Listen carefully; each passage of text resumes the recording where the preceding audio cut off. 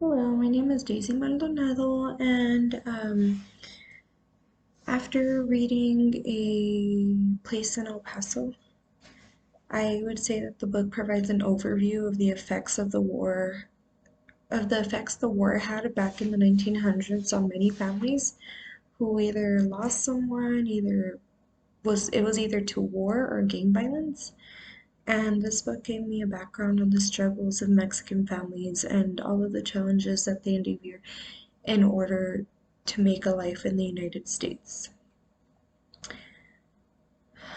The living conditions that the main character faced were, well, we know she lost her mother at a very young age. And so after she lost her mother, we saw her how difficult it was for her father to look after her.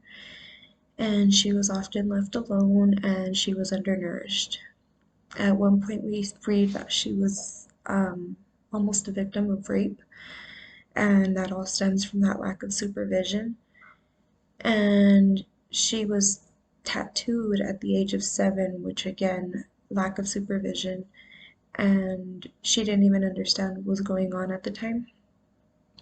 She had multiple moves at such a young age, and I would say that these type of situations they lead to the child either failing behind in school or exhibiting unwanted behaviors. Um, the living conditions affected her school performance because she didn't have that stability. So, as we said, she had a few moves throughout such a early young age, and so she did not want to speak English, and she was punished for it. She was told that at a school in El Paso, she had to speak English, that she could not speak Spanish. We see that the teachers would treat her differently after her dad would leave, and they would treat her differently for who she was. And this made me learn that as educators, we have to take our role very seriously and treat children with love and with patience because at the end of the day, and we just don't know. We have no clue what their home life is like. Um, as far as the biases the main character and her family experienced, we saw that Gloria had came upon an Anglo girl who she had said that she really liked, but she was not allowed to play with Gloria because her mother did not like Mexicans.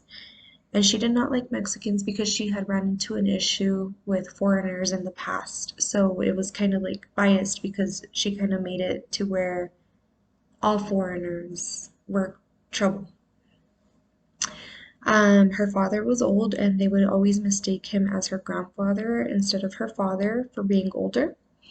And she also experienced her godmother not wanting anyone to know she was adopted because she said it would be looked down upon. Religion was also another thing that we saw bias in, as um, her godmother did not like the religion, and even when her father died, she was bothered by the priest. And in her school in El Paso, she was also told no English, no Spanish, only English. I would say that these experiences are relevant in today's day and time because even though we may not have the exact same issues that were faced back in the 1900s, we still experience a lot of bias and we still see it today. So many biased opinions. The community supports that were in place were the shelter, which, of course, we saw that it wasn't the best option as we saw that, she would get hit and, stuff of that matter, but it was still community support as her father needed somebody to watch after her. And the priest was also support as he was always available for those who needed him.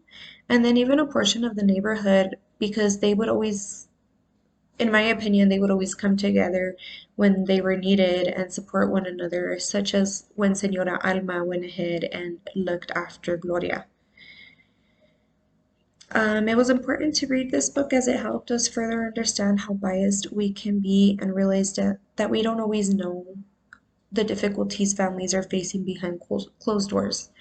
And it's always important to help our families and help them find the resources that are necessary and for us to not judge. As a teacher, to me, this means that I know I want to be the best I can, not only for my students, but for their families as well. I am a Head Start teacher, so I feel that we really get to build those connections with the families, and I love getting to know my families and just give that support where I can. I'm a firm believer that when students are in school, that should be their safe place. We should be making them feel loved and, the patience. And because, like I said, we don't know what happens behind closed doors, so we want school to be their safe place. And as I said earlier, I know not to judge my families, but instead we try to find them and refer them to all the resources available to them. Thank you.